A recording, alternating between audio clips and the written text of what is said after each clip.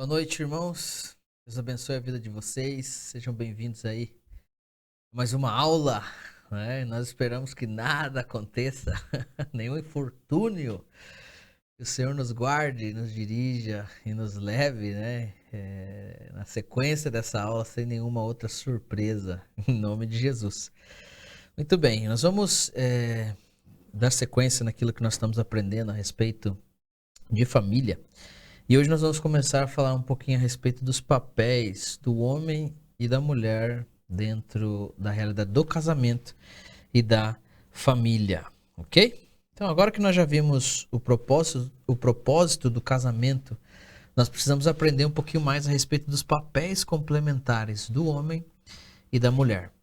Esses papéis que ambos precisam desempenhar, eles são responsáveis por trazer funcionalidade à família. Então, uma vez que o casalzinho ele entendeu o processo necessário para adentrar na realidade do casamento, o próximo passo, então, é saber quais são as funções básicas que correspondem a cada um. Então, nós temos que estar cientes de quais são os papéis que cada um precisa desempenhar para o bom andamento da vida matrimonial e da vida familiar. Quando nós vamos para a Escritura, através da Bíblia, nós aprendemos que existem diferentes funções entre o homem e a mulher que se complementam. E essas diferentes funções fazem com que a dinâmica familiar possa ser desenvolvida. Uma família abençoada é, em outras palavras, uma família funcional. Uma família funcional é uma família que funciona de acordo com os princípios que foram estabelecidos pelo próprio Deus, ok? Agora, você vai ver que essa aula vai estar cheia de parênteses, ok? Agora eu quero fazer um parênteses porque a nossa abordagem em relação à família, ela vai partir do padrão, ou seja, da regra que é demonstrada pela Escritura Sagrada e não das exceções que nós nos deparamos diariamente, ok? Então isso precisa estar claro para nós. Nós vamos partir da regra e não da exceção. Agora é óbvio, né, que nós estamos abertos para as várias exceções que estão presentes no nosso dia a dia. Principalmente num país como o nosso, né, esse Brasilzão, onde as estatísticas demonstram uma real inversão em relação aos papéis dentro do âmbito familiar. Né? Eu estava ouvindo rádio esses dias e eu vi uma notícia e fiquei até um pouco perplexo e fui fazer uma pesquisa em relação a essa notícia e realmente é fato. Quase metade dos lares brasileiros vem sendo sustentado por mulheres, ok? Então olha só que interessante, quase metade dos lares brasileiros vem sendo sustentado por mulheres. Vários fatores podem ser destacados para explicar esse fenômeno, mas o principal deles é devido à perca do trabalho dos seus companheiros. Então, devido às circunstâncias da vida, inverter papéis não é nenhum problema. O problema é quando esse tipo de exceção surge devido a momentos específicos e acaba virando a regra. E como se não fosse o suficiente, ela começa a ser reproduzida como tal. E uma vez que a gente começa a ensinar a exceção no lugar da regra, nós vamos ter consequências.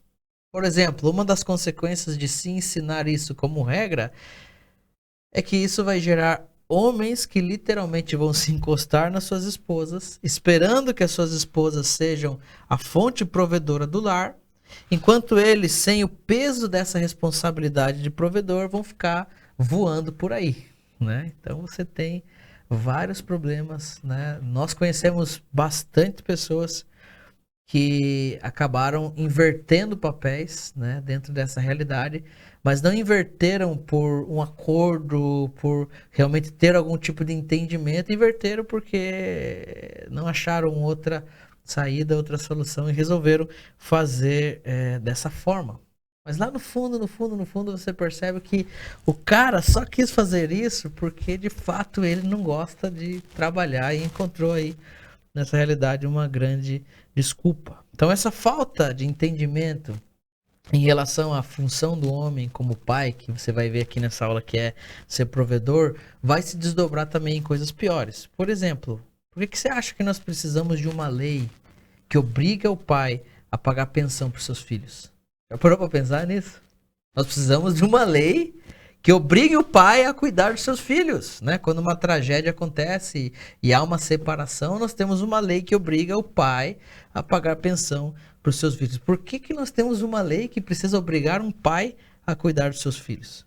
Porque naturalmente o homem tem a tendência de fugir de responsabilidades. E se o homem não for obrigado na força da lei, né? Vamos falar muitos, para não, vamos falar muitos, né? Para não dizer praticamente todos, né? Literalmente, eles deixariam a revelia aí dos seus filhos. Então você tem muita consequência que surge dessa realidade. Então por isso, quando a gente ensina exceção no lugar da regra, o que a gente está fazendo? A gente está dando um tiro no nosso próprio pé, ok?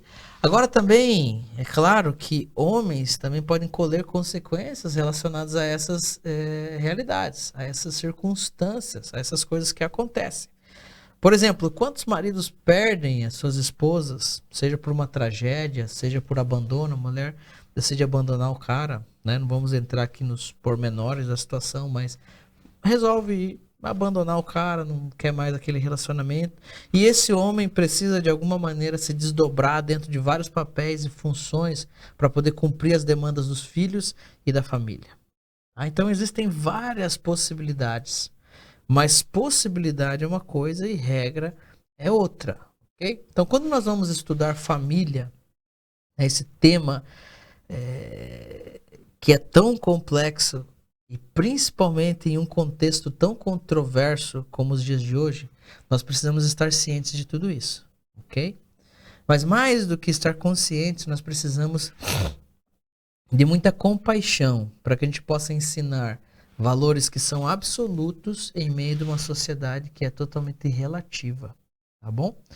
Então, no estudo de família que nós vamos ter aqui nessa noite, falando dos papéis, que vamos continuar na próxima aula, nós vamos partir da regra e não da exceção, ok? Nós vamos olhar para a Escritura e tentar encontrar, ver um padrão divino para os papéis dos homens e um padrão divino para o papel das mulheres, ok? Então nós lemos, né, lá em Gênesis, no capítulo 1, a partir do versículo 26, que Deus fez o homem à sua imagem e semelhança. No versículo 27 diz que Deus criou o homem à sua imagem. A imagem de Deus o criou, e homem e mulher o criou. Então através de Gênesis 1, nós vemos que em essência homem e mulher são iguais. Nós vemos que ambos são criados à imagem e semelhança de Deus. Nós vemos que ambos recebem da imagem divina. Nós vemos que ambos recebem a ordem para sujeitar a terra. Nós vemos que ambos têm sobre si a bênção para frutificar e multiplicar. E vemos que ambos são responsáveis por gerir toda a criação. Então o homem e a mulher, eles estão em pé de igualdade, biblicamente falando. Um não pode ser menosprezado pelo outro e muito menos querer ter privilégios diferenciados por causa do seu sexo. Existe uma igualdade geral entre o homem e a mulher. Wayne Grudem, né, no seu livro Teologia Sistemática, ao alcance de todos, vai nos ajudar a entender melhor essa igualdade defendida pela Bíblia e que precisa ser desfrutada tanto pelo homem quanto pela mulher. Ok? Abre aspas aí porque vai ser uma citação direta desse livro. E ele diz assim, que a igualdade de posição em meio ao povo de Deus também é destacada por Paulo em Gálatas. E agora eu vou ler Gálatas 3, do 27 ao 28. O texto diz assim, pois os que estão em Cristo foram batizados. Pois os que em Cristo foram batizados, de Cristo se revestiram. Não há judeu, nem grego, escravo, nem livre, homem, nem mulher, pois todos são um em Cristo Jesus. Agora olha só o que ele fala, comentando um pouco a respeito desse versículo. Ele diz assim, que Paulo nessa passagem está ressaltando o fato de que nenhum tipo de pessoa, como o povo judeu que descendia fisicamente de Abraão, ou o livre que tinha um poder econômico e jurídico maior, poderia reivindicar alguma posição especial ou algum tipo de privilégio na igreja. O escravo não poderia se considerar inferior ao homem ou à mulher livre, e nem o livre poderia se considerar superior ao escravo. Agora, da mesma forma, nós podemos continuar desenvolvendo esse entendimento, esse argumento utilizado aqui pelo Wayne Grudem, e nós podemos dizer também que o homem, ele não deve se sentir superior à mulher. E a mulher também não deve se sentir superior ao homem. Em Cristo Jesus, homem e mulher, eles são um. Em Cristo Jesus, eles têm o mesmo lugar de importância. Mas, né, sempre existe um mas, né, e obviamente, mesmo tendo esse lugar de importância, obviamente, homem e mulher têm papéis e têm funções que são extremamente diferentes. E aí agora eu quero citar o Franklin Ferreira, no seu livro Teologia Cristã, uma teologia sistemática escrita por um brasileiro e que é show de bola. No seu livro Teologia Cristã, ele nos ajuda a reconhecer que há de fato uma diferença nos papéis, ok? Olha só que interessante, ele diz assim, abre aspas aí, homem e mulher são ontologicamente iguais, tá? Quando ele usa essa palavra aqui, ontologicamente igual, ele está se referindo à realidade da natureza. É aquilo que nós vemos em Gênesis. Em essência, homem e mulher são iguais. E ele continua dizendo, mas desempenham papéis que são complementares. E ele vai falar um pouquinho a respeito de cada papel. Ele diz assim, que o papel da mulher na ordem criada por Deus deve expressar-se pela submissão e dependência voluntária, ok? Voluntária na comunidade da fé e na família. O padrão divino para os homens é a liderança sacrificial e amorosa. E essa diferença de funções não implica diferença de valor ou inferioridade em relação ao outro, ok? Então veja só que interessante. Agora, esses papéis complementares que são citados aí pelo Franklin na sua teologia sistemática, eles começam a aparecer a partir de Gênesis 2. Ali em Gênesis 2, nós podemos ver detalhes em relação à criação do homem e da mulher e podemos começar a identificar a diferença que existe entre ambos em relação aos seus papéis e a sua função. Okay? Quando nós olhamos para esse texto de Gênesis 2, de uma forma bem simples, a gente pode dizer que a função do homem no casamento é edificar debaixo de uma direção que provém de Deus. Olhando para o mesmo texto em Gênesis, nós podemos dizer que a função da mulher dentro da realidade do casamento é se submeter voluntariamente a essa direção que provém do alto e ajudar, né, auxiliar o seu marido na concretização desse plano. Então, tudo aquilo que nós vimos lá nas primeiras aulas, quando nós estudamos o propósito do casamento, tudo aquilo que nós vimos estudando Gênesis até agora, vai nos levar a esse lugar. Em qual lugar? No lugar onde o homem recebe uma direção clara da parte de Deus e sobre essa direção ele precisa caminhar. Mas como nós vimos, o homem não foi feito para andar só. E Deus lhe fez uma auxiliadora, alguém que é idônea para ele.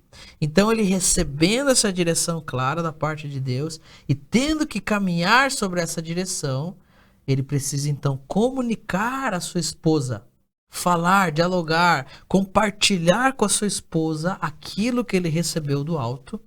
Esse compartilhar, essa fala, tudo aquilo que o homem diz à sua esposa é testificado, é confirmado, é reconhecido por ela como uma palavra, como uma direção do próprio Deus. E então o papel da mulher diante disso é sujeitar-se a essa direção do alto e colaborar, auxiliar, para que essa direção possa ser então uma realidade, ok?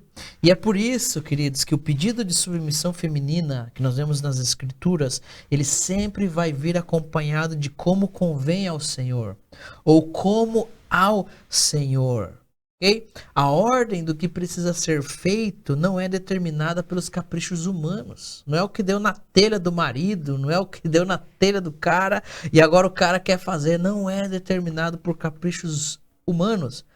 Mas o que precisa ser feito no âmbito da família provém do próprio Deus. E por isso que submissão é submissão a Deus. E insubmissão é insubmissão a Deus, ok? Nós vamos falar bastante de submissão feminina na próxima aula, né? E nós vamos desmistificar muita coisa e esclarecer muita coisa, tá? Principalmente por causa do mundo no qual nós estamos vivendo, que é um mundo complicado. Mas olha só para a gente ter uma ideia, Colossenses 3,18 diz: esposas, sejam submissas ao próprio marido. E se terminasse aqui, puxa vida, seja submissa ao próprio marido. Meu Deus, seu marido é meio louco, mas ele continua dizendo: sejam submissas ao próprio marido. Como? Como convém no Senhor. Olha só que legal.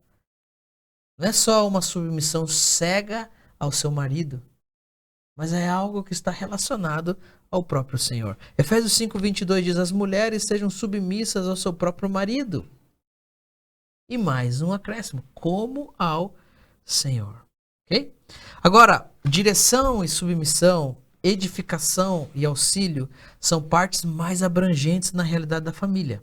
Isso constitui o todo. Mas dentro dessa parte mais abrangente, nós temos funções para o homem e para a mulher que são mais específicas. Okay? O homem, ele basicamente foi chamado por Deus para ser filho, esposo e pai. Okay? Esses são os três chamados mais importantes que um homem tem. Ele foi chamado para ser filho, esposo e pai. E dentro de cada faceta dessas, ele tem diferentes compromissos que ele precisa cumprir. Como pai, dentro da realidade da sua família, o homem é responsável pela direção, pela proteção, pela provisão e pelos limites, ok? Então esse é o ponto de partida dos papéis do homem, ok? Nisso se fundamenta a realidade da paternidade. E é interessante porque se você estava no culto aí domingo e ouviu o Fernando pregar, você vai ver que ele cita isso, né? E isso faz parte do caráter paterno de Deus. A direção, a proteção, a provisão e os limites, ok? Agora, como marido, dentro da realidade do casamento, de uma forma mais abrangente, existem duas funções principais. Você já sabe que é a direção e a edificação. A mulher, por sua vez, ela foi chamada para ser filha, esposa e mãe. Tá? Esses são os três chamados mais importantes que uma mulher tem: ser filha, esposa e mãe. Ok? Agora, as responsabilidades femininas, as responsabilidades da mulher como mãe para com a sua família seriam três. A primeira é a organização, a segunda é a nutrição e a terceira são os vínculos. Ok? Organização, nutrição e vínculos. Agora, como esposa, na realidade do casamento, de uma forma mais abrangente, como nós vimos lá em Gênesis, as funções da mulher são a submissão voluntária e o auxílio, ok? Então, isso é que nós temos de papéis na realidade do homem e da mulher. Lembrando que isso é uma questão de abordagens. Diferentes materiais, você vai encontrar diferentes perspectivas, ok? A nossa abordagem aqui é essa, né? Porque nós entendemos que dessa forma nós lidamos melhor com as questões familiares, ok? Então agora a gente vai focar no papel do homem de uma forma geral como esposo e também de maneira específica como pai, deixando essa parte da mulher então para a próxima aula, ok? Vamos relembrar aqui. Como esposo, qual que é o papel do homem? Por isso que faz falta, né? A réplica da plateia, né? Vou começar a fazer o Adriano ficar falando aqui, repetindo as coisas. E né? Relembrando como esposo, o papel do homem é a edificação debaixo de uma direção. E como pai, a responsabilidade é trazer direção, proteção, provisão e limites, ok? Agora, te falei que íamos ter alguns parênteses, nós vamos para mais um parênteses, porque eu quero fazer aqui também outra observação que é bem importante. Antes da gente entrar no quesito ali da direção divina, nós vamos entender que existem dois tipos de direções que se complementam para as nossas vidas. A primeira delas é extremamente clara, está revelada na Bíblia, na Escritura Sagrada, é determinada a todos e está relacionada a princípios, ok? Então aqui eu encontro essa direção geral de Deus para mim. Tudo aquilo que eu encontro aqui precisa ser vivido de uma forma prática no meu cotidiano, no meu dia a dia. Mas existe também uma outra direção divina que é uma direção mais específica. Essa direção está fundamentada na Bíblia, então perceba que nada está fora da Escritura, tá? Ela é fundamentada na Bíblia, é dada ao indivíduo e ela está relacionada a propósitos, ok? Então nós lemos as Escrituras, caminhamos no que a Escritura diz, buscamos a presença de Deus, buscamos a direção específica de Deus para podermos entender o que é que nós precisamos fazer enquanto nós estamos aqui desse mundo, ok? Então, dito isso, nós podemos entender um pouquinho melhor quais são os papéis do homem. Para falar um pouco do papel do homem, eu quero usar o texto de Gênesis 2, capítulo 2, versículo 15, tá? Encontre aí, Gênesis, capítulo 2, versículo 15, nós vamos ler até o 17.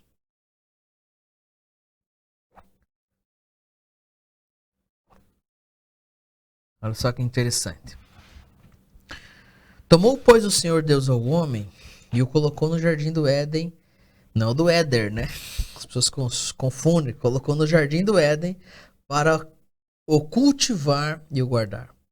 E o Senhor Deus lhe deu essa ordem. Então, olha a direção, a ordem que Deus dá para Adão. De toda a árvore do jardim, você vai poder comer livremente, de boa. Tá liberado, é free, é grátis. Mas, lembra que sempre existe um mais da árvore do conhecimento do bem e do mal, você não comerá. E ele explica qual será a consequência se Adão decidir, se Adão deliberadamente resolve comer dessa árvore proibida. Porque no dia em que dela comeres, certamente você morrerá. Ok? Agora, além dessa ordem que nós temos aqui em Gênesis capítulo 2, nós temos também lá um mandato cultural no capítulo 1. Então, só para você entender que o homem tem direções claras da parte de Deus, ok? Então, nós vemos, lendo esse texto de Gênesis 2, que o homem foi colocado no jardim para cultivar e para guardar esse jardim. E ao mesmo tempo em que ele tem que cultivar e guardar, ele recebe uma ordem que é clara da parte de Deus. Deus fala claramente com Adão e Adão precisa considerar aquilo que Deus está falando. Em outras palavras, a sua vida deveria ser construída sobre essa ordem. Tudo aquilo que Adão fosse edificar, ou tudo aquilo que o homem fosse edificar dentro da realidade do jardim, deveria respeitar essa direção clara que provém do próprio Deus. Ok? Então, todo trabalho como lavrador, como protetor do jardim, deveria ser feito com base nessa direção que foi dada por Deus. Nós aprendemos aqui algo bem interessante, que o homem ele tem liberdade e autonomia para poder trabalhar, para poder agir dentro do plano de Deus. Mas ao homem não é dado independência. Em outras palavras, o homem não pode fazer o que ele quiser fazer. Ele vive sobre algo que transcende a sua própria existência, a sua própria realidade. Ele vive pela vontade do próprio Deus. O homem é livre para fazer aquilo que Deus quer que ele faça. E tudo aquilo que o homem precisa fazer precisa ser feito dentro dos limites que foram estabelecidos pelo próprio Deus. Isso é muito importante para nós. Nós não temos uma carta branca, como muitas vezes se diz por aí. Nós precisamos caminhar fundamentados naquilo que o próprio Deus está dizendo. Ok? Então, claramente, lendo o texto, nós vemos que o homem recebe a direção do alto e sobre essa direção ele precisa trabalhar, buscando então a concretização daquilo que Deus está lhe pedindo. Ok? E dentro de todo esse contexto, onde ele está recebendo algo, qual é o próximo passo? O homem precisa então comunicar à sua esposa, ele precisa compartilhar com a sua esposa, ele precisa transmitir à sua esposa o direcionamento que foi recebido, para que exista da parte dela, primeiramente, compreensão, entendimento e, consequentemente, submissão. Agora, quando existe compreensão e entendimento, essa submissão é uma submissão caracterizada pela subserviência. Em outras palavras, ela é caracterizada pela voluntariedade. De forma voluntária, porque ela entendeu, porque ela compreendeu que Deus está comunicando algo, que Deus está nos desafiando, né, a um novo projeto de Deus para nós, algo novo dos céus para as nossas vidas. Então, por causa disso, é que voluntariamente ela se submete e está disposta a trabalhar juntamente com o seu marido para que isso possa ser, então, uma realidade. Ok? Agora, o interessante é que existe uma ênfase nesse texto que nós lemos de Gênesis 2 que precisa ser considerada aqui. Nós vemos, então, que a edificação, a expansão, o crescimento e a própria segurança do jardim são responsabilidade do homem. E da mesma forma que Deus deu o jardim para que o homem pudesse lavrar e guardar, Deus também deu ao homem uma família, para que esse homem dessa família pudesse zelar. Ok? Nós podemos ver o jardim como uma metáfora da família. Então isso é muito importante. O jardim pode ser visto como uma metáfora da família, pois o cuidado de Adão com o jardim afetaria para o bem toda a sua casa. Se Adão não cuidasse do jardim, a sua casa pereceria. A sua casa encontraria dificuldades. Se Adão cuidasse do jardim, a sua casa seria beneficiada, abençoada por esse cuidado que foi dado à realidade do jardim. E justamente dessa relação de cuidado de Adão com o jardim que nós podemos tirar princípios para o cuidado da nossa própria casa. Tá? Então é olhando ali para essa relação que Adão tinha com o jardim que nós podemos tirar alguns princípios para o cuidado da nossa casa. E a partir disso, a gente pode ver alguns papéis que são mais específicos, que vão marcar o ponto de partida da paternidade que precisa ser exercida pelo homem. Ok? Então, mais uma vez, enfatizando para que você grave, nós temos a realidade da direção.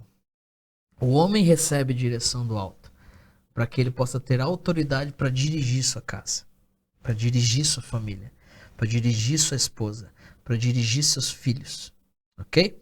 Então, em Gênesis, nós vemos claramente os papéis específicos do homem. Primeiro, vemos esse homem recebendo uma direção clara de Deus que precisa ser comunicada à sua esposa e à sua família. O homem, eles, ali no jardim, têm total liberdade para comer de qualquer árvore, menos da árvore do conhecimento do bem e do mal. E qual é o papel de Adão dentro dessa direção? É se certificar de que todos aqueles que são seus entendam essa realidade. É responsabilidade de Adão não apenas dizer que não pode, mas se certificar de que a família dele esteja caminhando sobre essa direção que provém de Deus. Então, esse compartilhar das direções de Deus é extremamente importante para o bem da nossa família. Não tem como conduzir a família se não for por meio dessa direção de Deus. E como eu te disse, de uma direção geral, clara, revelada na Bíblia, e também de algo específico que o Senhor fala conosco. Eu lembro quando a gente começou a se mover e e Deus começou a falar sobre a Costa Rica. Eu fiz uma primeira viagem para Costa Rica e Deus confirmou no meu coração. Né? E eu já tinha tido más experiências e sempre meio afobado. E dessa vez eu falei, Deus, eu, sinceramente, assim como o Senhor falou comigo, eu preciso que o Senhor fale com a minha esposa. Eu não vou ficar argumentando, tentando convencer a minha esposa para fazer isso. Eu tenho certeza que da mesma forma que o Senhor falou comigo, o Senhor pode falar com ela, né? Claro que nós explicamos, conversamos, tratando, mas no meu coração estava essa verdade de que Deus precisa falar. E se Deus fala e testifica, gente, nós podemos caminhar. Então Deus trouxe uma direção, né? Eu sabia que isso era uma realidade, mas eu queria que a minha esposa entendesse isso, não por argumentação humana, entende? Não pelo esforçar-se do William em fazer ou em convencê-la, não. Olha, Deus falou comigo, nós precisamos ir. Acredito que é isso que Deus tem para nós, mas eu estou convicto de que aquilo que ele disse para mim, que falou comigo, ele também vai compartilhar com você. E foi apenas questão de tempo para que a gente pudesse ter essa confirmação como família. Então esse compartilhar das direções de Deus, ele é extremamente importante para o bem da família. Né? Nós não podemos desconsiderar esse processo de diálogo, de conversa, de interação, né, em relação àquilo que Deus tem para nós, em relação àquilo que Deus está falando ao nosso coração. Okay? E o detalhe que nós precisamos considerar é que essa direção ela não provém do que apenas o homem quer. Essa direção do alto provém do próprio Deus. Okay? Provém do próprio Deus. E na hora de comunicar essa decisão, nós como homens, né, essa direção, desculpe, nós como homens, a gente não pode ser afobado. O mesmo Deus que fala com você também pode falar com a sua mulher. Você direciona, você aponta, mas confiando no Senhor de que Ele convencerá o coração, né? De que Ele vai falar com filhos, com esposa e até com outros membros da família, para que eles sejam usados, né, como testemunhas daquilo que Deus está planejando de forma específica para essa casa, para essa família. Depois da direção, nós vemos a proteção. Além de direcionar, o homem também deveria proteger. Ok?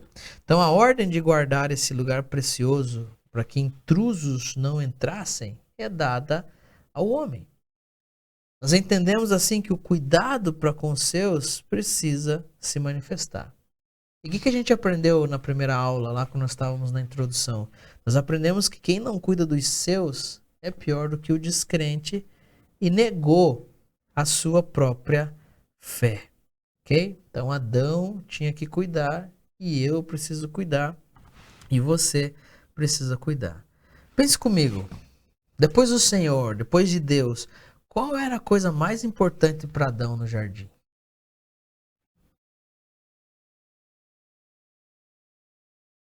A coisa mais importante para Adão no jardim era a sua família. Toda a manutenção, todo o cuidado com o lugar era visando o bem-estar da sua casa. O jardim era um santuário para Deus, mas também para a sua família. Olha que coisa linda. O jardim era um santuário para Deus, mas também para a sua família. Veja como a família é algo sagrado para Deus. E a gente precisa entender as implicações disso. Antes da queda, lá no jardim, as coisas mais importantes para Adão eram Deus e a família. As coisas mais importantes para o homem eram a presença e a sua casa. E a gente não pode deixar de perguntar, né, como é que estão essas duas áreas na sua vida, sacerdote do lar? Ei, macho, como é que está essas duas áreas da sua vida? Como é que está a sua vida com Deus e sua vida comum no lar, sua vida familiar? Como está a presença e a sua casa? Porque no jardim só existiam essas duas realidades. Antes da queda, antes do pecado, no paraíso, numa realidade perfeita, só existiam essas duas coisas: Deus e a sua família, a presença e a sua casa. Por isso eu pergunto para você, como é que estão essas duas áreas? Como é que estão essas duas áreas na sua vida, meu querido sacerdote do lar? Coisas boas para se pensar, não é verdade? Depois nós temos provisão. Então nós temos direção, proteção e provisão. Ok? Provisão. A provisão, ela deveria vir do cultivo do solo. Tem muita pessoa que pensa que o trabalho, ele vem como consequência da queda, não é verdade? Tipo o seu Madruga, né, que dizia que não existe trabalho ruim, o ruim é ter que trabalhar, né? Então muitos pensam como o seu Madruga que o trabalho vem como consequência da queda, mas não é verdade. Porque essa ordem que está relacionada ao cultivo do jardim, ela traz a ideia para nós de que a provisão vem por meio da bênção de Deus e do trabalho do homem. O homem trabalha debaixo da bênção de Deus e o resultado disso é a provisão para o seu lar, para a sua casa. Entende? O homem não bate no peito dizendo que eu sou o cara que consigo tudo. Não, sem a bênção de Deus nós não conseguimos nada. Sem a graça de Deus nós não somos nada. E é assim que funciona. Então a provisão vem por meio da bênção de Deus e do trabalho do homem, né? Agora vamos abrir aqui um outro parênteses para a gente continuar pensando aqui em algumas questões, né? Hoje nós sabemos que algumas coisas são diferentes. O homem e a mulher geralmente eles trabalham. E isso, queridos, é show de bola, é maravilhoso, porque a questão aqui não é a exclusividade para o homem dentro desse quesito, tá bom? O homem tinha o trabalho de lavrar e guardar, e se lembre que a mulher foi colocada ao lado dele para auxiliá-lo nessa tarefa. Então não há nenhuma discrepância, não há nenhum problema em que a mulher possa estar ao lado do seu marido, trabalhando, né? E de vez de fato, às vezes tendo até um salário maior, ou como nós vimos em muitos lares aqui, por causa de realidades, a mulher sustentando a sua casa, né? E aí eu compartilhei na aula passada e disse que, no meu caso, por muito tempo, a minha esposa foi responsável por sustentar a casa, porque nós estávamos dando os nossos primeiros passos do ministério e entendemos que naquele momento, naquele tempo, isso era preciso, né? Então ela continuou no seu trabalho, continuou fazendo um baita de um esforço, né? E mantinha a realidade ali do nosso lar para que a gente pudesse continuar dando seguimento na plantação da igreja, né? E é até engraçado porque uma das primeiras coisas que nós ensinamos quando nós vamos falar sobre plantação de igreja é justamente isso, de que o plantador, de que o pastor plantador ou revitalizador, se for uma revitalização, precisa, em primeiro lugar, envolver a sua família. E sem a família, ele está perdendo os melhores mantenedores, os maiores apoiadores, gente que não vai deixá-lo na mão por nada, porque são sua família, ok? Então nós temos aí homem e mulher trabalhando, isso é show de bola, não há uma exclusividade para o homem nesse quesito. Pensar em exclusividade é não pensar de maneira bíblica, mas nós também precisamos pensar em algo aqui. A família, ela deve trabalhar sempre em prol da sua vocação. A família tem que trabalhar em prol daquela direção que provém do alto. A família não pode apenas trabalhar por suas ambições, não pode apenas trabalhar por seus sonhos, ou trabalhar apenas por trabalhar só porque ela precisa sobreviver. Eu e você precisamos entender que existe algo que está além, e transcende. Nós não podemos viver ou querer apenas existir, viver por viver, não. Nós temos um propósito, há um plano de Deus para nós. E por isso, né, é muito bom entendermos a diferença que existe entre serviço e trabalho. O serviço, nós vamos definir aqui dessa forma. O serviço é aquilo que você desempenha de segunda a sexta, das 8 às 6 da tarde e alguns ainda no sábado, das 8 ao meio-dia. O que eu estou dizendo, né? Você entende que isso é aquilo que você precisa desenvolver, dali sai seu ganha-pão, dali sai sua provisão, mas você precisa entender uma coisa, que esse serviço que você desenvolve durante a semana, ele serve para quê? Para financiar o seu verdadeiro trabalho, para financiar o trabalho que Deus tem para sua família, para financiar a vocação com a qual Deus o chamou como família. Então esse serviço serve para financiar o seu verdadeiro trabalho.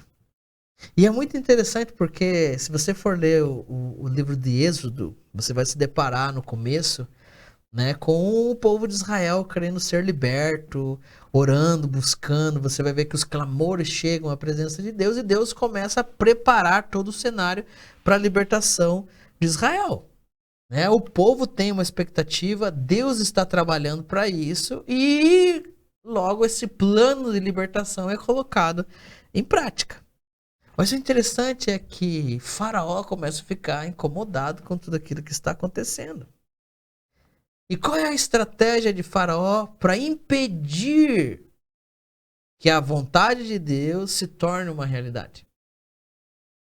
A estratégia de Faraó é encher o povo de serviço. Eles tinham que produzir certa quantidade de tijolos, lhe era fornecida palha, barro, mas a partir daquele momento eles tinham que render a mesma quantidade sem receber o material para fazer aquilo. Em outras palavras, o trabalho deles dobrou, porque eles tinham que buscar o material e ainda empenhar essa mão de obra na confecção desses tijolos. Então, quando Faraó quer impedir o povo de fazer aquilo que Deus quer que ele faça, ele enche esse povo de serviço. Então, nós temos que tomar cuidado, porque muitas vezes nós nos envolvemos tanto com essa dinâmica do nosso serviço e acabamos nos esquecendo das coisas que Deus tem nos prometido. E acabamos nos esquecendo das coisas que Deus falou, disse, prometeu e que precisam receber um investimento da nossa parte para que elas possam também ser uma realidade. Então é muito importante voltar a pensar na vocação da família.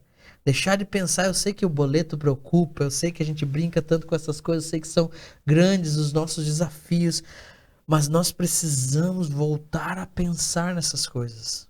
Nós precisamos voltar a pensar em qual é a vocação da nossa família. Sabe, pai? Você que está me ouvindo, pai, qual é a vocação da sua família?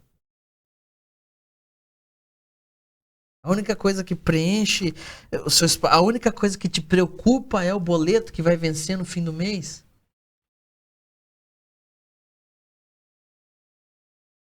Sabe qual é a vocação da sua família, pai?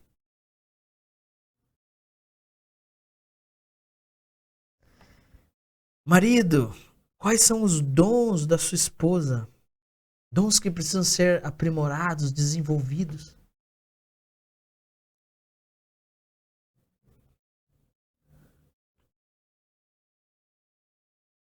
Nós temos que fugir dessa estratégia de Satanás. Nós temos que fugir desse jogo e apenas pensar no que é, puxa, eu tenho que pôr na mesa, eu tenho que pagar essa conta, eu tenho que, meu filho, eu sei, tudo isso é importante. Mas existe um limite para isso. Porque muitos de nós apenas nos preocupamos com isso. E nos esquecemos que fomos chamados a juntar tesouros não nessa terra, mas a juntar tesouros nos céus. Ah, então agora eu descuido de tudo? Não, não é isso que eu estou falando. Se você entendeu assim, você é meio bobo. O que eu estou dizendo é, encontremos um lugar de equilíbrio e entendamos que o nosso serviço serve para financiar o verdadeiro trabalho. Está relacionado à vocação que Deus tem para nossa família. Deus quer que você, como família, realize coisas, faça coisas, se envolva com as dinâmicas do reino de Deus, leve o evangelho, alcance pessoas, ministre pessoas, toque pessoas. Essa é a vontade de Deus, vontade geral para todos nós. Mas muitas vezes nós estamos mais fundamentados no outro lado do que naquilo que Deus tem preparado para nós. Então conhecer isso, saber disso, enfatizar isso, né, é muito importante para o desenvolvimento da nossa casa, da nossa família. E aí nós chegamos nos limites, que são, né, o quarto ali, né, os limites. Os limites são impostos ali no texto pelo próprio Deus, né? Foi Deus que disse que não podia comer daquela árvore. Pode comer do que você quiser, mas dessa árvore não pode comer. Então o limite foi imposto pelo próprio Deus. E esse limite imposto pelo próprio Deus, ele tinha que ser claramente comunicado pelo homem aos seus, aqueles que pertencem a ele, a sua esposa, consequentemente aos seus filhos e assim por diante. Agora, não é suficiente ouvir e comunicar. Adão deveria também trabalhar para adequar a sua família aos limites que tinham dentro do jardim. Por quê? Porque uma vez que eles estivessem adequados aos limites que existiam dentro do jardim, eles iam poder desfrutar ao máximo todo aquele ambiente que foi proporcionado pelo próprio Deus. Então nós vemos, olhando para Gênesis, que os limites são bênção de Deus em nossas vidas.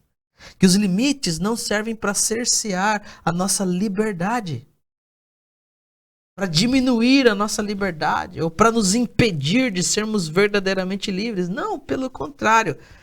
O limite serve para nos ajudar a desfrutar plenamente de tudo aquilo que Deus tem. Pensa comigo, se Adão se preocupasse mais com os limites impostos pelo próprio Deus, nós ainda hoje estaríamos no paraíso. Mas o maluco desconsiderou totalmente essa parte. E é muito engraçado porque muitas vezes é a parte que nós desconsideramos. Eu tive vários problemas na minha adolescência e eu tive que ter acompanhamento psicológico por muito tempo mesmo. Até que eu pudesse ganhar alta da minha psicóloga. E a minha psicóloga era muito legal. Ela era uma pessoa fantástica, me ajudou bastante. E ela sempre dizia uma frase, e essa frase ficou marcada na minha mente. Ela dizia assim, que um filho sem limites é como um rio sem margens. E o que acontece com um rio sem margem? Um rio sem margem transborda, inunda. Um rio sem margem é uma catástrofe, é um baita de um problema. Só gera prejuízo, desgraça. Isso é o que acontece com um filho sem limite. Ele é tipo um rio sem margem. E nitidamente a gente pode ver a falta de ênfase em Adão em relação ao limite de Deus dentro do jardim. Quando você vai ouvir Eva conversar com a serpente lá em Gênesis 3, você percebe, não sei, eu quando leio Gênesis 3, eu fico pensando assim, cara, parece que Adão não sentou de fato e trocou uma ideia profunda com a mulher dele a respeito dos limites que foram estabelecidos por Deus no jardim. Parece que ele falou qualquer coisa assim por cima, não sei se as esposas já estão se identificando, né? Porque geralmente o homem é assim, né? Fala qualquer coisa por cima, de qualquer jeito, de qualquer maneira e superficial pra caramba. Parece que Adão agiu dessa forma.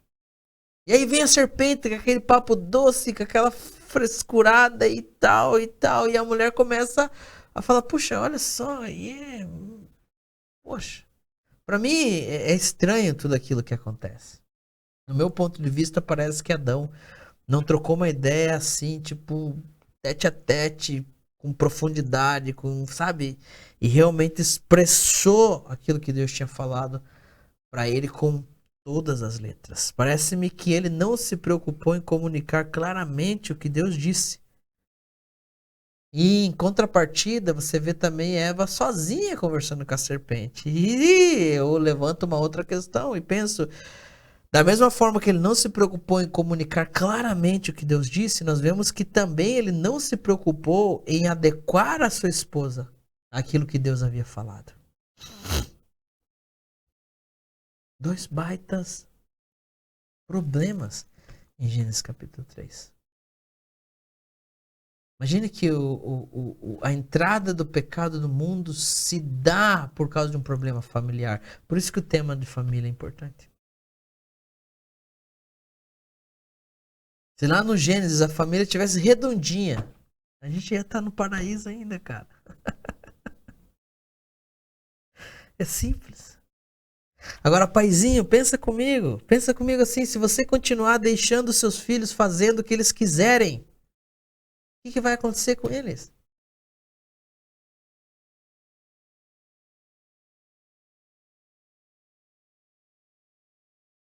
Se você não se posicionar como pai e colocar limites na sua casa, o que vai ser do futuro dos seus filhos, papai?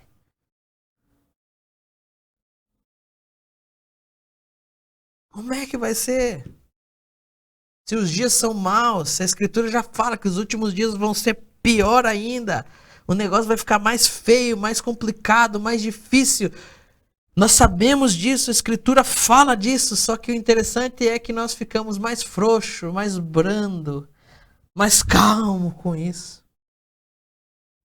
Parece que não fecha, não bate. Não sei. Não sei se a gente realmente acredita no que a Bíblia está dizendo ou sei lá. É uma coisa estranha. Mas pensa comigo, papai. O que vai acontecer com seus filhos se você deixar eles fazerem o que eles quiserem fazer? Sabe, marido, continue deixando a sua esposa sem cuidado. Sabe, continue desprezando, continue não dando atenção, continue não ligando, continue deixando ela sem cuidado. E daqui a pouco vai aparecer o amigo serpente, né? E aí vai contar umas histórias, vai trocar umas ideias. E aí?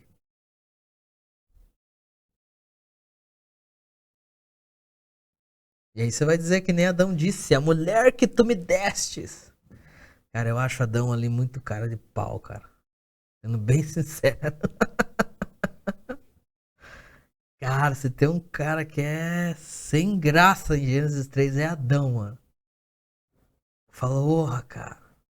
O cara podia ter assumido o BO, mano. Ter pelo menos reconhecido o erro. Já que não fez as coisas que tinha que fazer como deveria fazer, pelo menos ter reconhecido o erro. Mas nem isso o camarada foi capaz. E aí eu percebo que essa também é uma tendência natural em nós homens. Terceirizar a culpa, pôr a culpa em outras pessoas, não reconhecer os erros, não estar disposto à mudança, não se preocupar com essas coisas.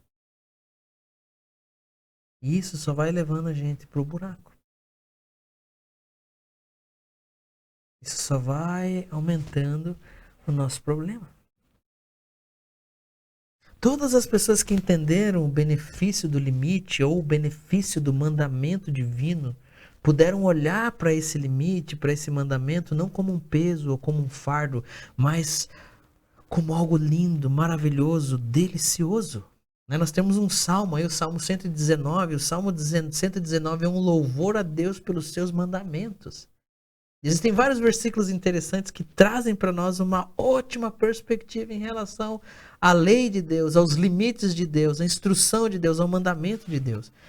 O versículo 35 do Salmo 119 diz: guia-me pela vereda dos teus mandamentos, pois nela eu me comprazo. No versículo 47, terei prazer nos teus mandamentos, os quais eu amo.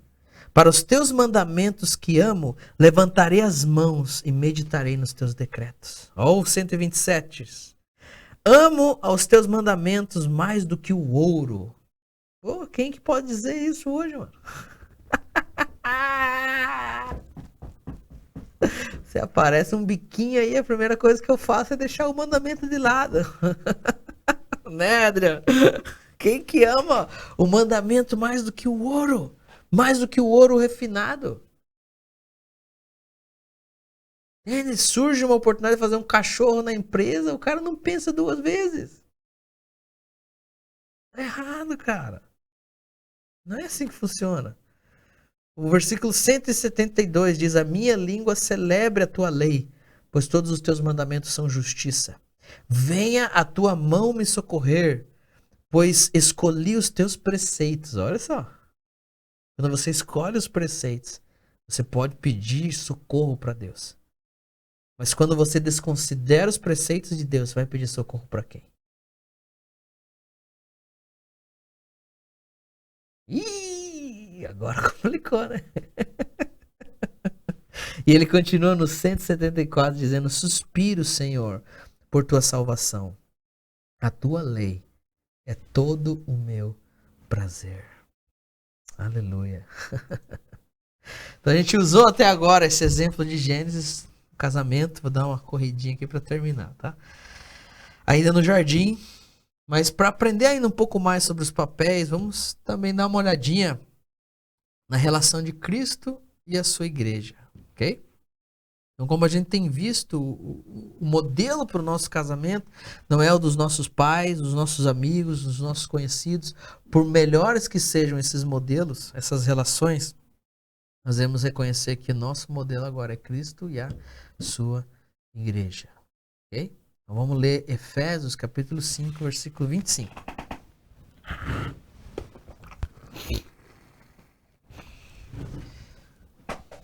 Gente do céu, que delícia. Essa aula aqui era aquela aula de estar frente a frente com vocês, hein? Pra gente trocar uma ideia. Isso que... Ah, Jesus! Estamos pensando aí em umas formas aí, irmãos, da gente poder conciliar essas duas coisas, né? Termos um bom material gravado para acessos posteriores, mas também a gente precisa...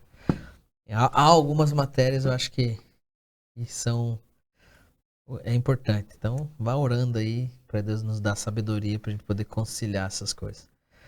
Efésios 5:25 diz: Vós, maridos, amai as vossas mulheres como também Cristo amou a igreja e a si mesmo se entregou por ela. Ok? Então, quando nós lemos esse versículo, a gente percebe que as escrituras colocam o relacionamento conjugal no mesmo nível do relacionamento de Cristo e a sua igreja. Ok? Então, desde essa ótica, nós podemos ver diversas coisas que Cristo fez pela igreja e que agora precisam ser feitas pelos maridos. Okay? Então, da mesma forma que Cristo edifica a igreja, nós devemos entender que é papel do marido também edificar a sua esposa. Então, você consegue ver os vários elementos que estão relacionados ao papel do homem aí espalhados pela Escritura? Mateus 16:18 diz assim: Também te digo que tu és Pedro, sobre essa pedra edificarei a minha igreja, e as portas do Hades não prevalecerão contra ela. Então, nós vamos usar esse versículo para aplicá-lo no casamento, utilizando aquele padrão que nos deu Efésios, de entender que aquilo que Cristo faz pela sua igreja, o marido precisa fazer pela sua esposa. Nesse versículo nós vemos, podemos aplicar dentro de algumas realidades dessa forma. Pedro seria o elemento humano na edificação da igreja. Para nós, ele representa então a responsabilidade do homem em relação ao casamento. Sempre que há uma iniciativa divina, haverá então espaço para a responsabilidade humana. Sempre quando Deus quis fazer algo na terra, de alguma forma Deus contou com o homem. Não me pergunte por quê, mas sempre foi assim. Foi assim com Abraão, foi assim com Noé, foi assim com Jonas, foi assim com vários homens. Sempre quando Deus quis iniciar algo, sempre que houve uma iniciativa do céu em relação à terra, sempre se abriu o espaço para essa responsabilidade humana, ou seja, o homem deveria participar de tudo aquilo. Pedro representa o elemento humano, a pedra representa então a aliança do casamento, e a igreja representa quem? A igreja representa a esposa. E o que nós aprendemos aqui quando olhamos o versículo dessa forma? Nós aprendemos que eu sou o responsável sobre a aliança do meu casamento de edificar a minha esposa. Então perceba que Jesus edifica a sua igreja e faz com que nem as portas do inferno prevaleçam contra ela. Ao mesmo tempo em que ele a edifica, ele a protege. E ao mesmo tempo em que a protege, a mantém, proporcionando para ela o necessário para que ela continue, se desenvolva, cresça, floresça e amadureça. Até aquele dia onde ele a apresentará a si mesmo como uma igreja gloriosa.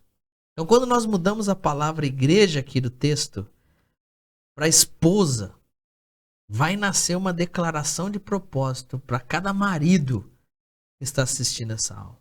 E qual é a declaração de propósito desses maridos a partir do dia de hoje? É que eu edificarei a minha esposa.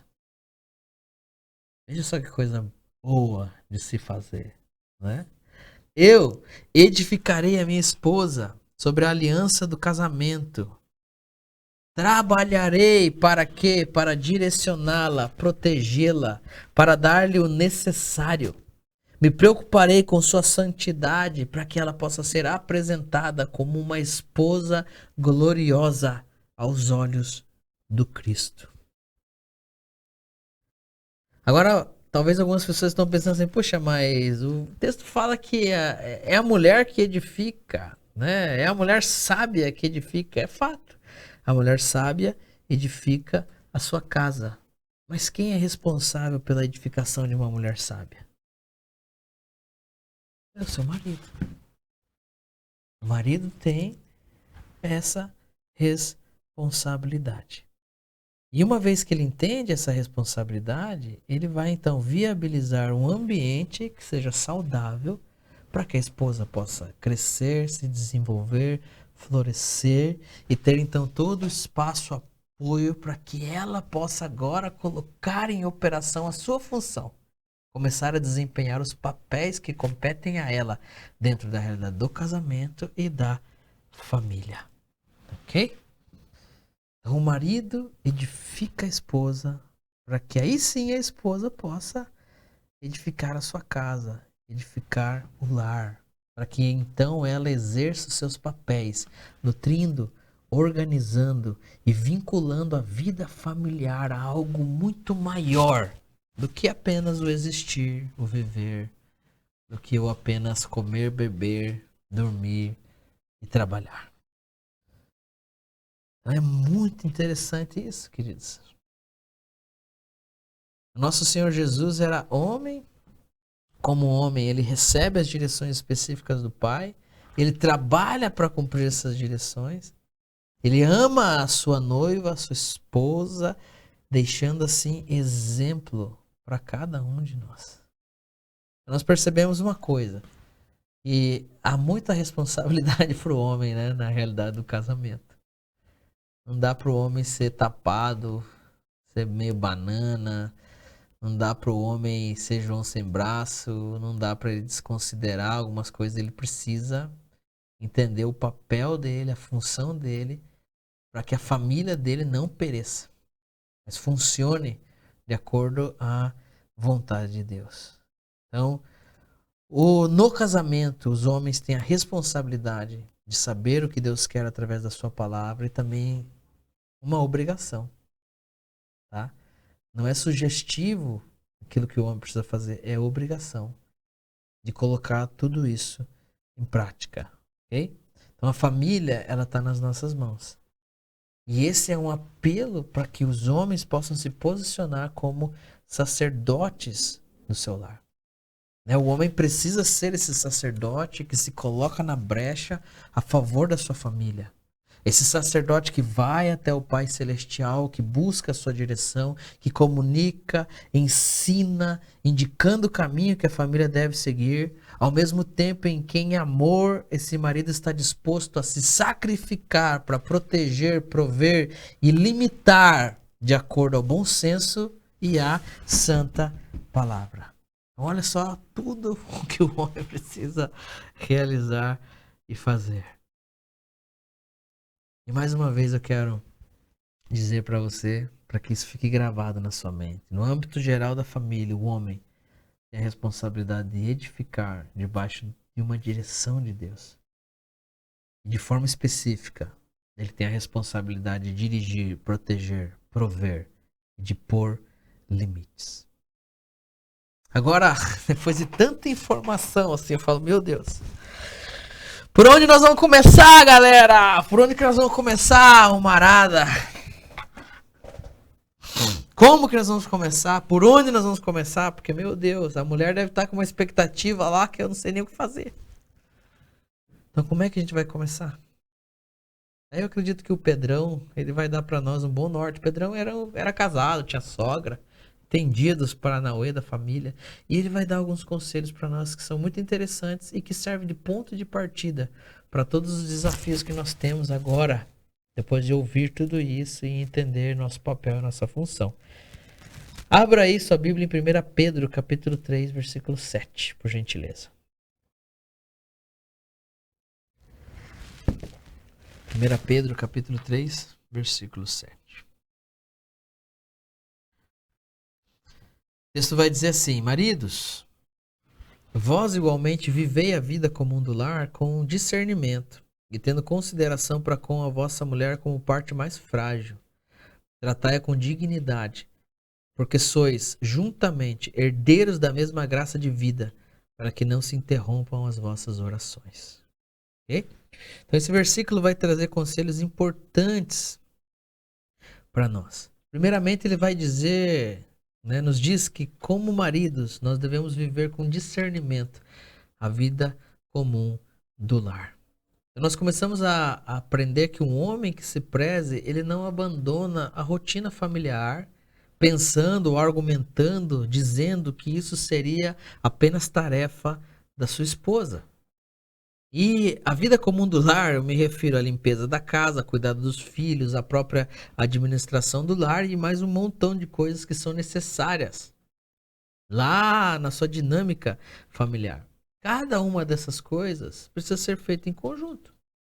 E o homem precisa desenvolver discernimento, ele precisa parar de ser bobo, burro, desculpe às vezes, não quero usar palavras assim, mas é que meu vocabulário às vezes ele está muito curto. Mas o homem precisa desenvolver esse discernimento para que ele possa fazer a sua parte dentro de toda a dinâmica familiar.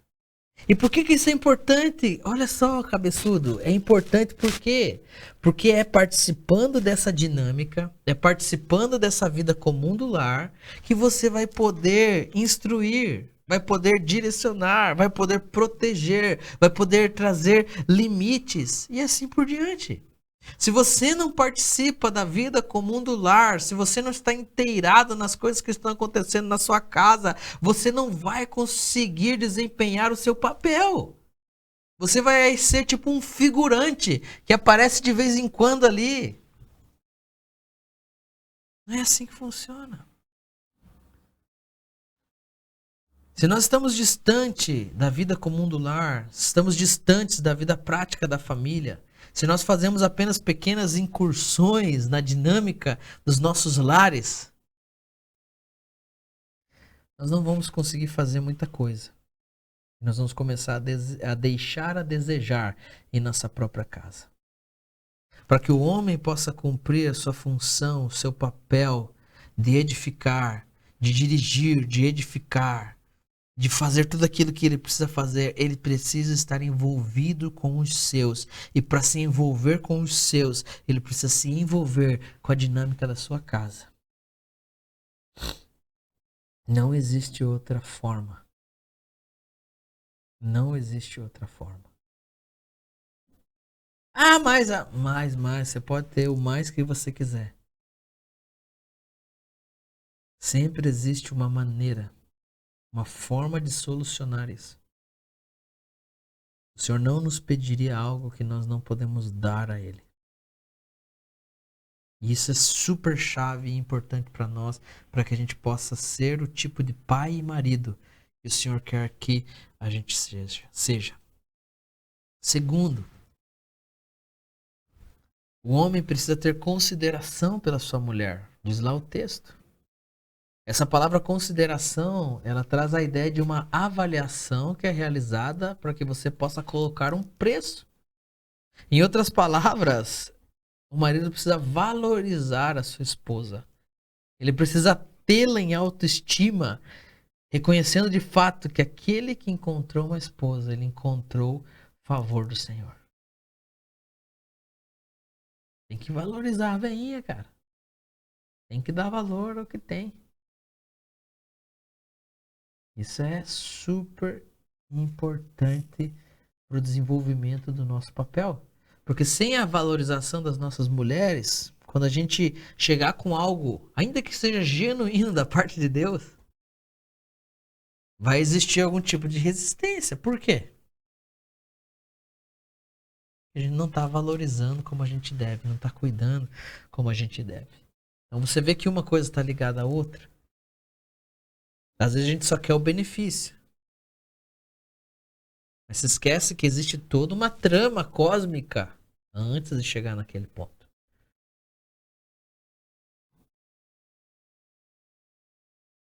Então isso é super importante ter em mente. Terceiro, isso, né, essa consideração, essa valorização da mulher levará o marido a tratar a esposa com dignidade. Por quê? Porque ele sabe que ambos são herdeiros da mesma graça de vida. E desse jeito as suas orações não serão interrompidas, como diz o texto. Mas se o homem quer ser aquele tipo de cara, tipo aquele ignorantão, aquele cara complicado de lidar, chega na casa tocando um terror. Sabe, esse tipo de cara, além de queimar a cara em casa, com a esposa e com os filhos, esse cara também se queima nos céus. E a escritura diz que as orações dele não vão passar nem do teto. Elas vão ser impedidas. Interessante, né? Como a vida familiar está relacionada a uma vida de oração. E não só a vida de oração, mas ao fato das nossas orações poderem fluir e chegar até o trono da presença de Deus. Super interessante, né? Bom, pelo menos para mim, né? Não sei. Então, com todo esse entendimento, para não cansar vocês, né? Começando aqui com os conselhos de Pedro, com toda essa atitude prática, eu tenho certeza que a gente pode melhorar em muito a nossa vida conjugal e a nossa vida familiar. Homem, entenda o seu papel.